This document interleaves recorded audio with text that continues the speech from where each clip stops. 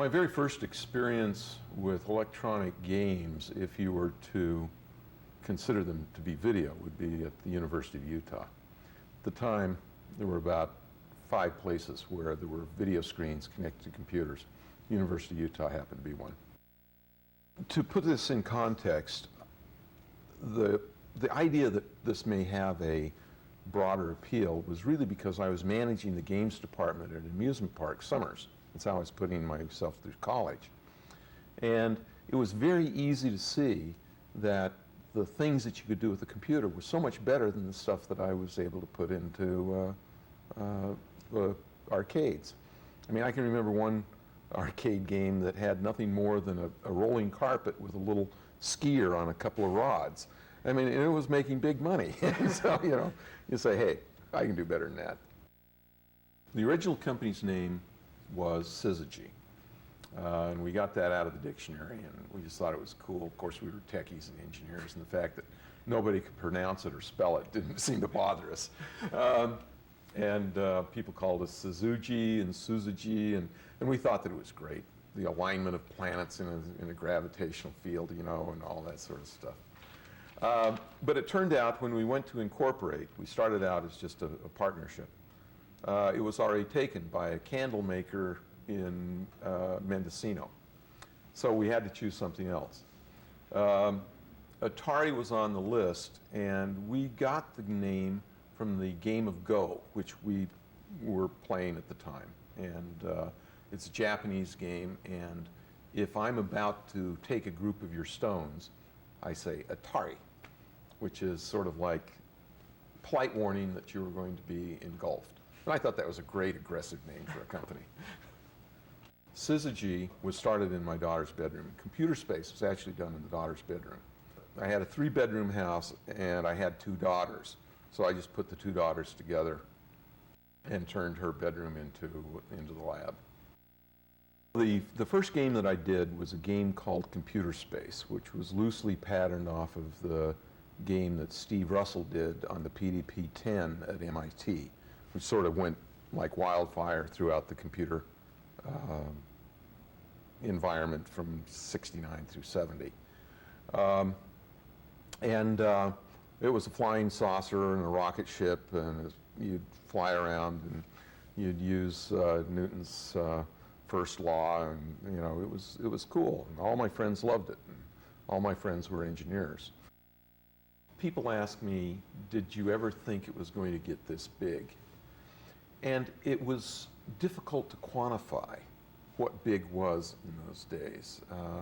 Yeah, you were doing millions of dollars in sales and that sort of stuff, but in reality, you didn't have a frame of reference. But I can remember driving in one morning and seeing this parking lot, and we'd outgrown the facility, and we had cars parked up and down the street, and the parking lot was completely full and double parked. And I thought to myself, you know, indirectly, games are paying for all these cars. And somehow the physical actuality of a car, and knowing how much that was, and there were so damn many of them, that was kind of a defining moment, because I can remember I said, wow, we've created a monster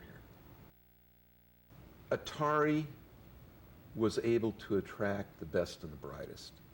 And you'd get in a room with some of these guys, and the synapses were, there was almost electricity in the air. And it was such an exciting thing to go after the best and the brightest and be able to bring them in. Because this was at a time in Silicon Valley where everybody was going to the bare cubicle and that sort of thing.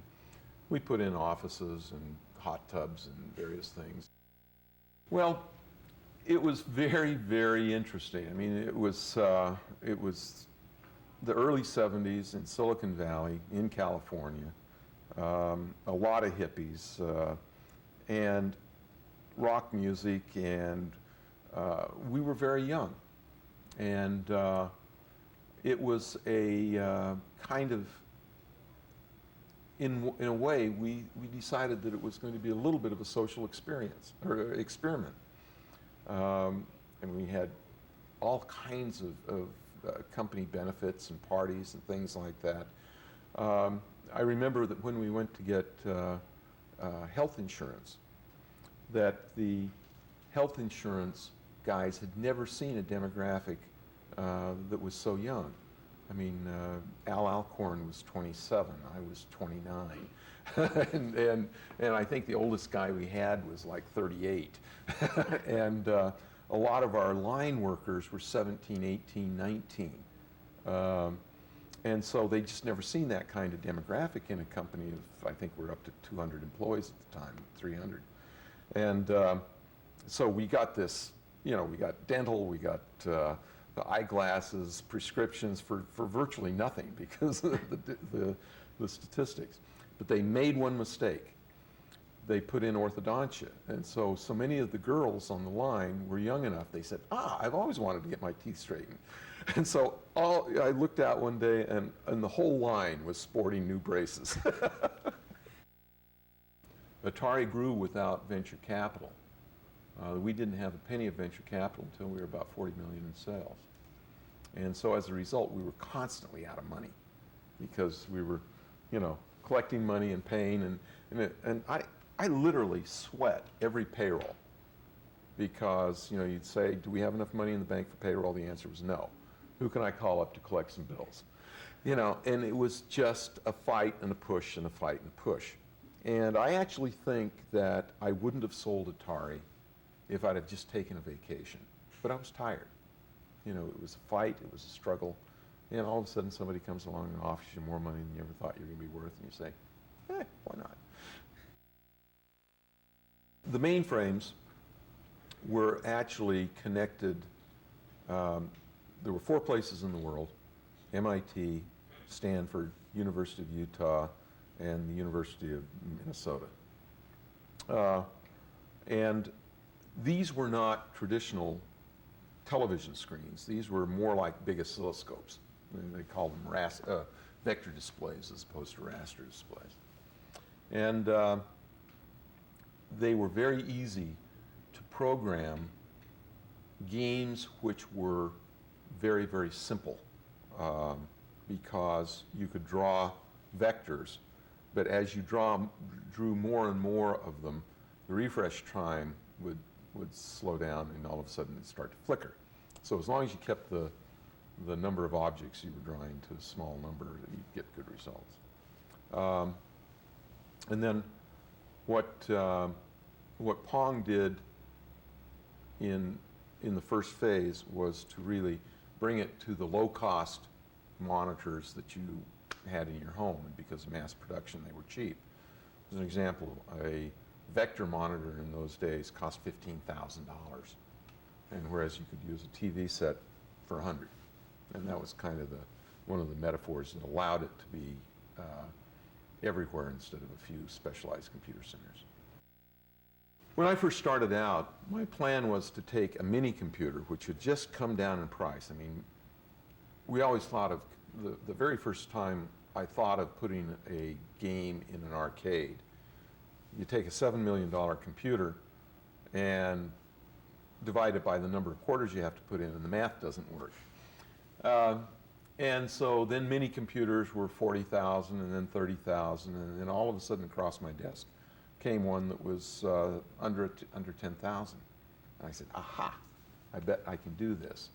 But my idea was to use one mini computer and run several displays so that I'd have more coin slots, so I could put it in amusement parks and things like that and make enough money to amortize this $8,000, $10,000 machine.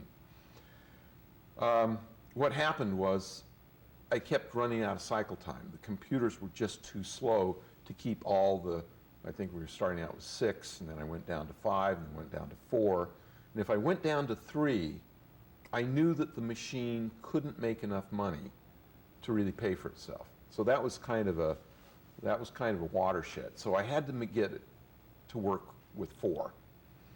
And so in order to do that, I had to keep making the terminals smarter, have them do more of the work.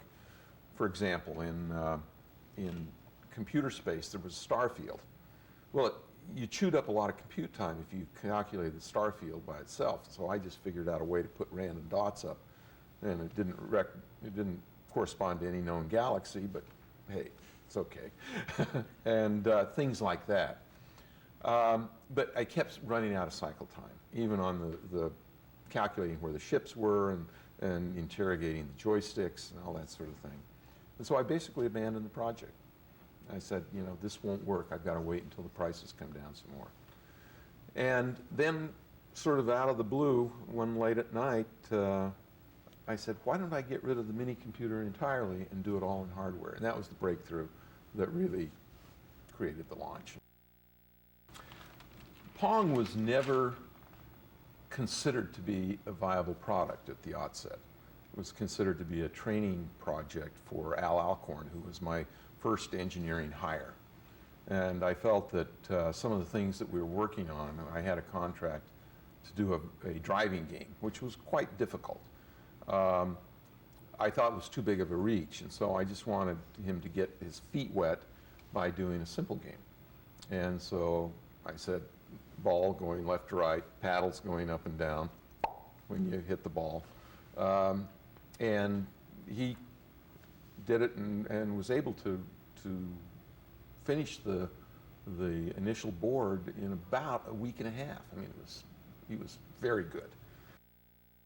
We were actually planning to have a little guy with a paddle that you'd place it with the knob, and then you'd push the button and the paddle would go there. And if you hit it too soon, it would go up, and if you hit it too late, it'd go down, and so on. But we got the paddle on there, and we decided to just have it bounce off the paddle. We didn't call it the paddle that time. It was the part that was going to turn into the little player. And the game was fun, and so we said, hey, no need to gild the lily. This is good enough. We used this. It was called Andy Cap's Tavern at the time. One, because I knew the owner.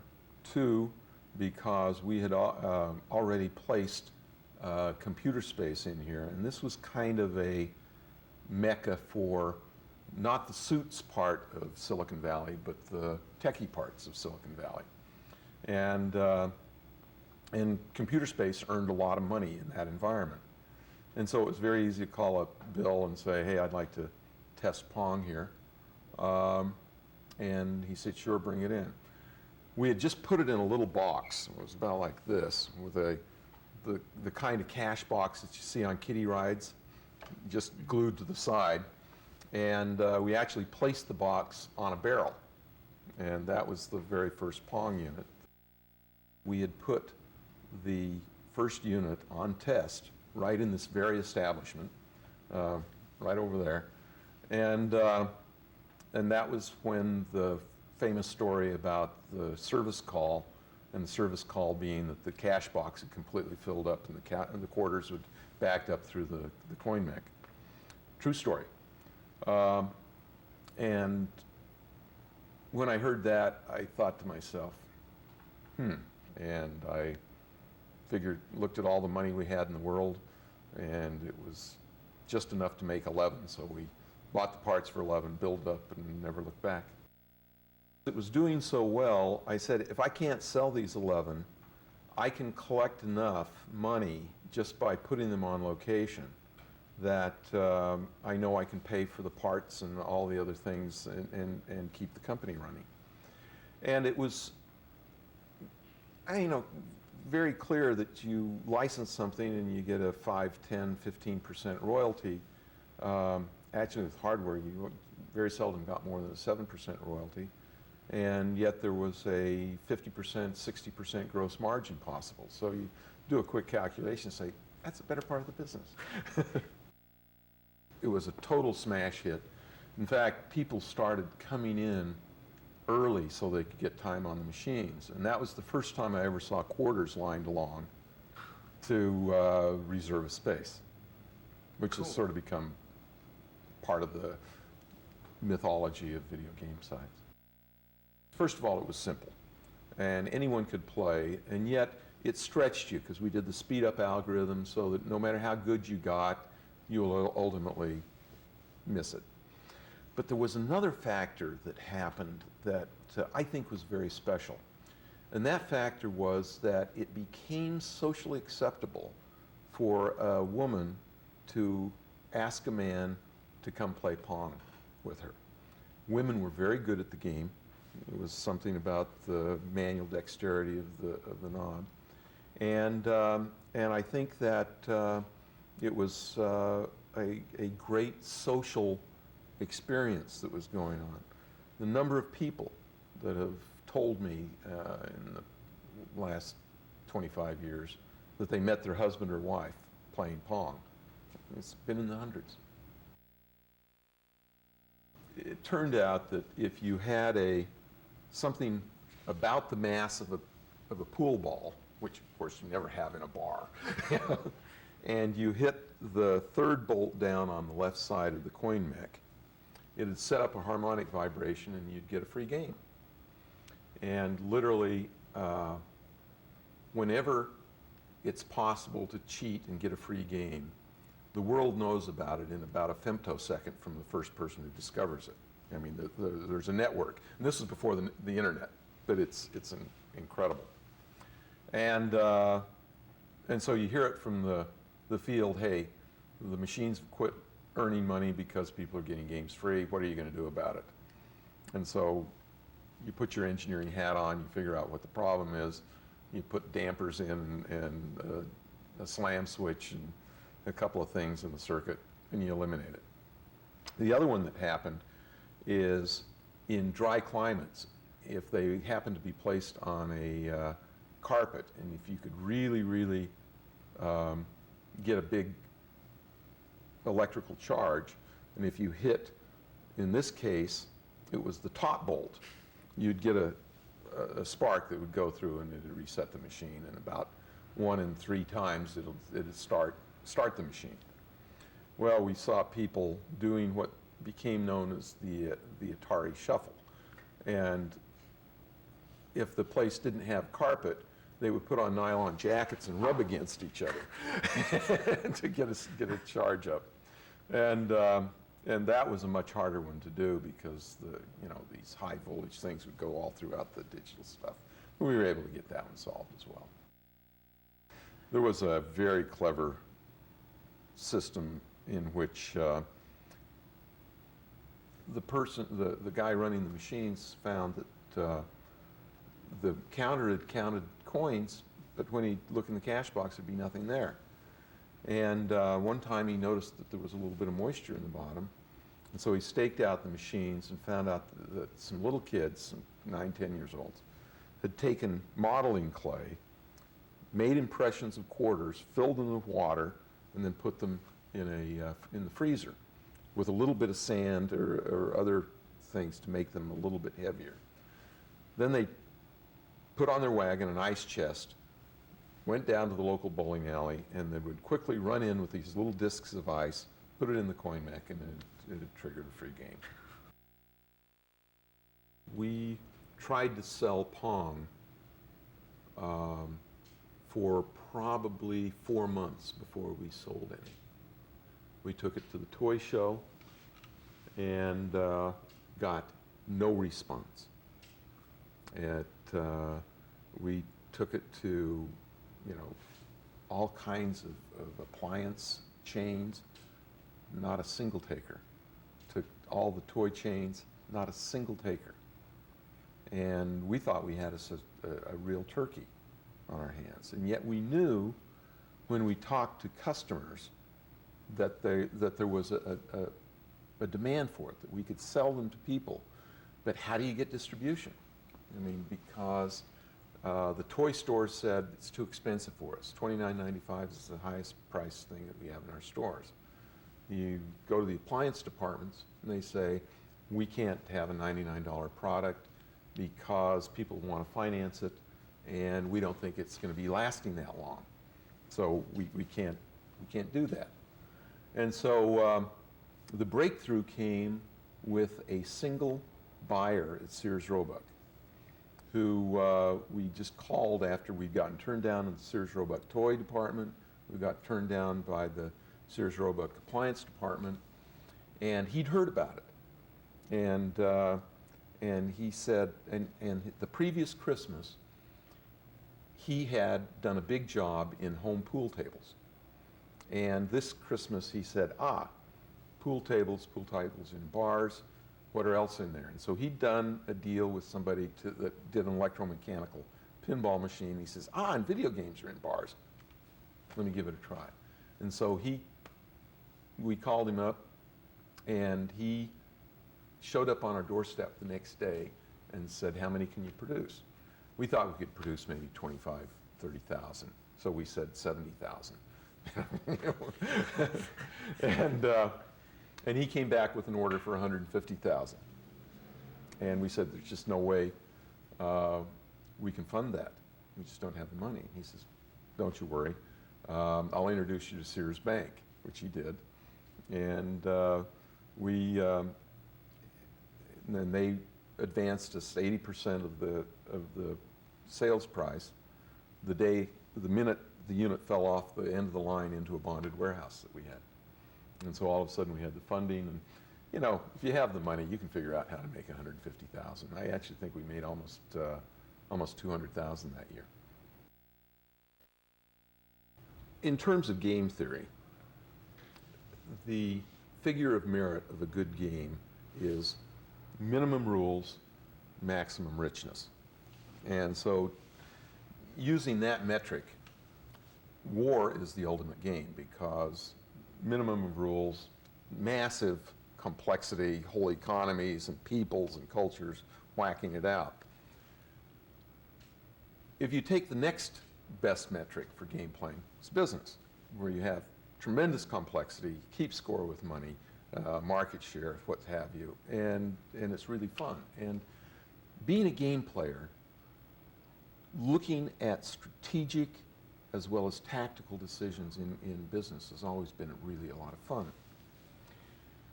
A lot of people wondered why Atari with the 2600 was able to dominate the market so completely and so totally.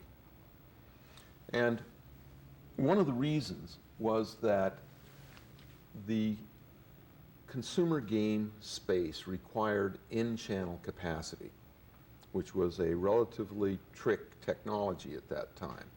Used, small scale, had to be able to do very small etchings. And so at the time, there were only 5 companies in the world that had an in-channel process.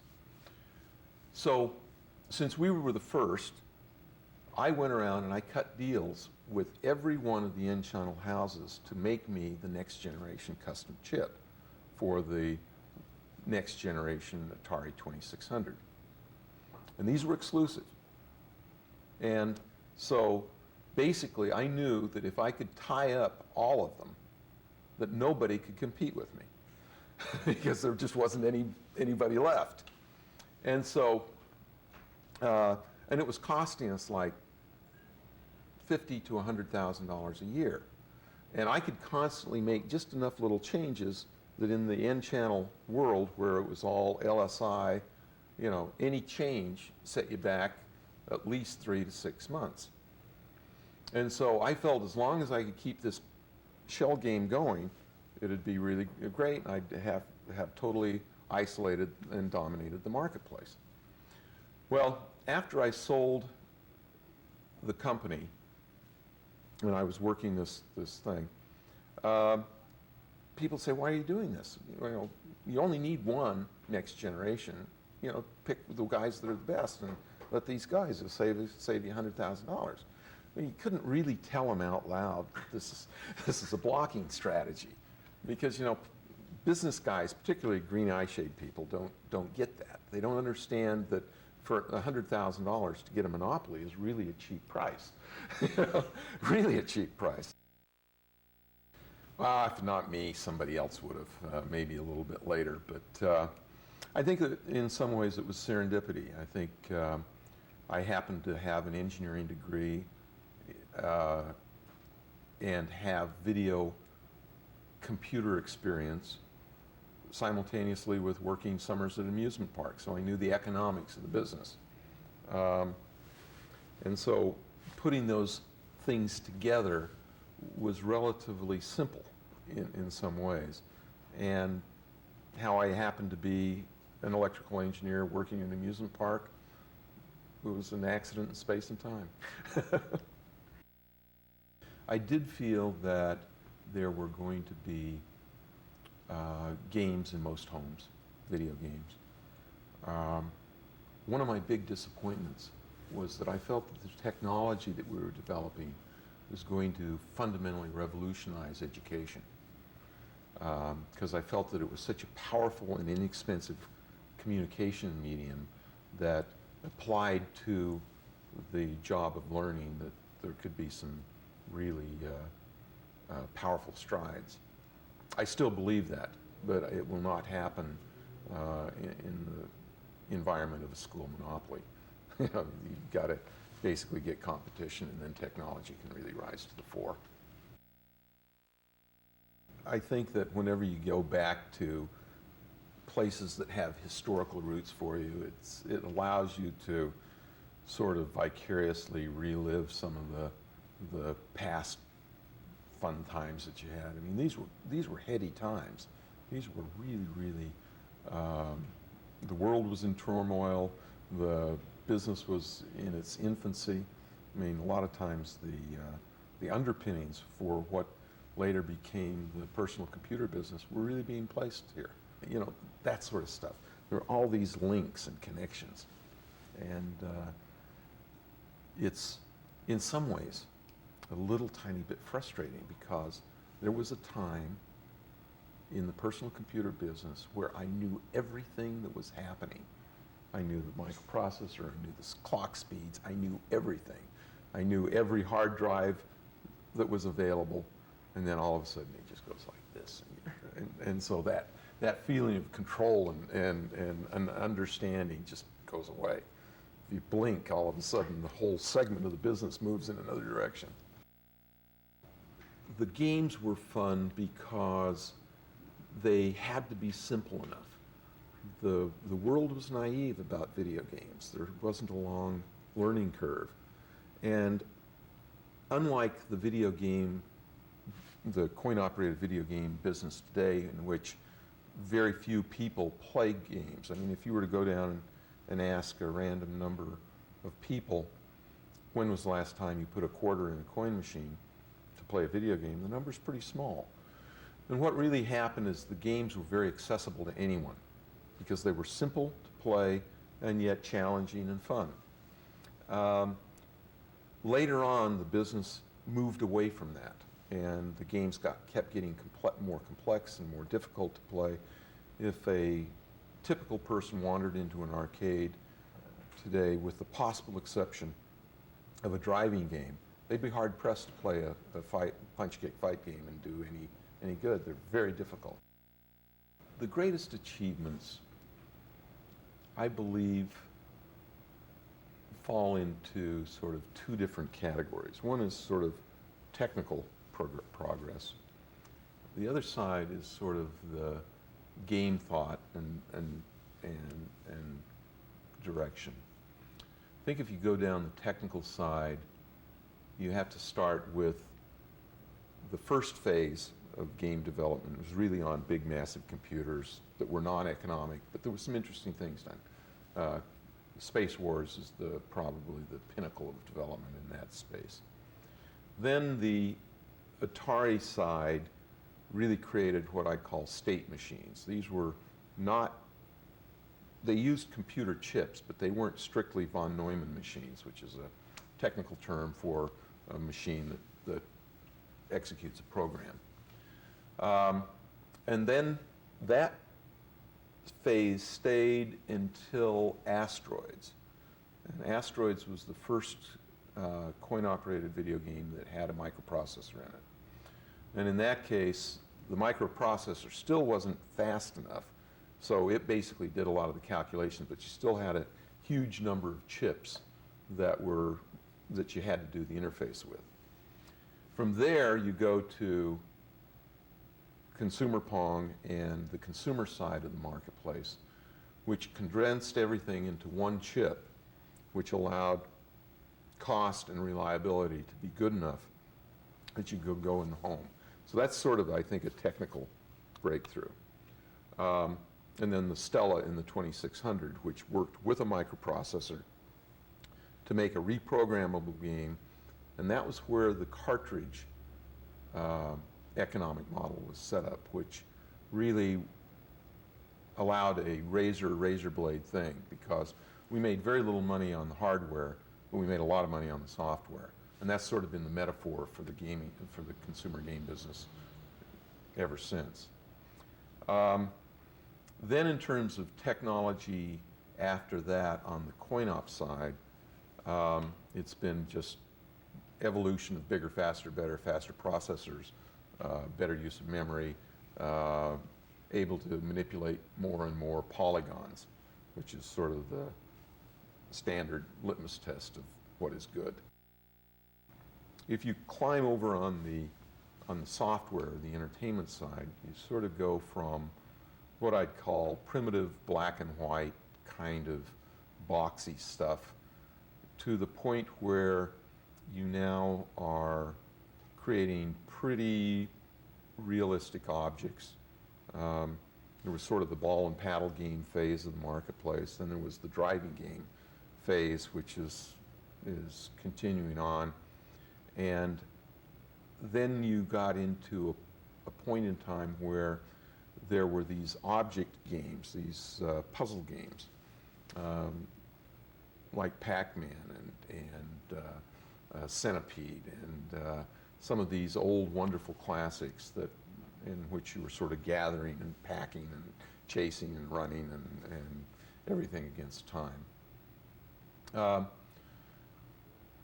Then there was this other thread that was sort of starting at the same time on the computers, which was probably started by Colossal Cave, and that was the role-playing, game-playing, action-adventure, where you were actually in a long-form game. This is a game where you can play for days and days and days. And I actually think that was a very important milestone that which has really spawned the Mists and Ribbons and a lot of the other genres that have been popularized by Sierra and some of the other games like companies like that. On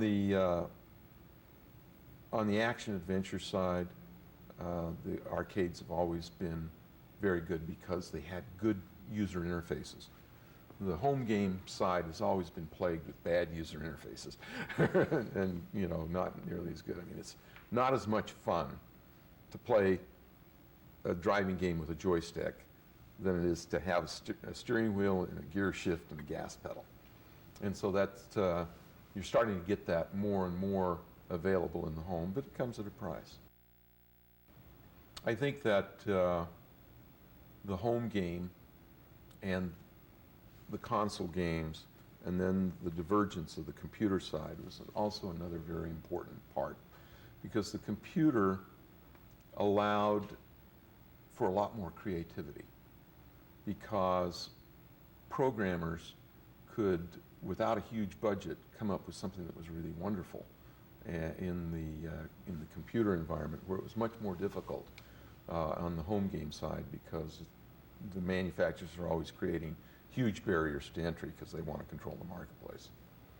And so I believe that we have much richer and more powerful games, and the game space is more interesting in the computer side because of that freedom.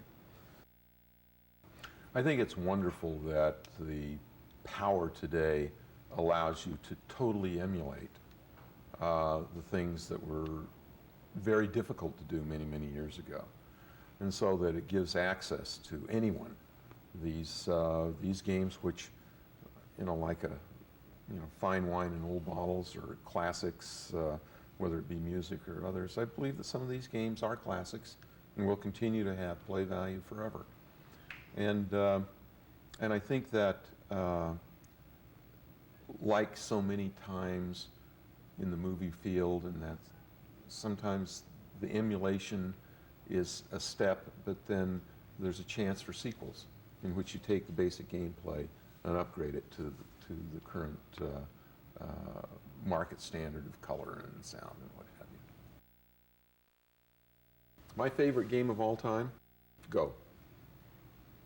I mean, it's, I played #2 board for the University of Utah chess, and the minute I discovered Go, my fascination with chess left. And it's just a wonderfully rich and powerful game, and I still think it's one of those classics that cannot be beaten in terms of richness and excitement. The 4004, which is the Intel first microprocessor, was so slow. I mean, it was the first one, and it couldn't possibly have run a video game. And I think that it was invented just a couple of years after. But there wasn't a single microprocessor in a coin-operated video game until 1975, 76. So we built a lot of video games in the interim. And these were all state machines.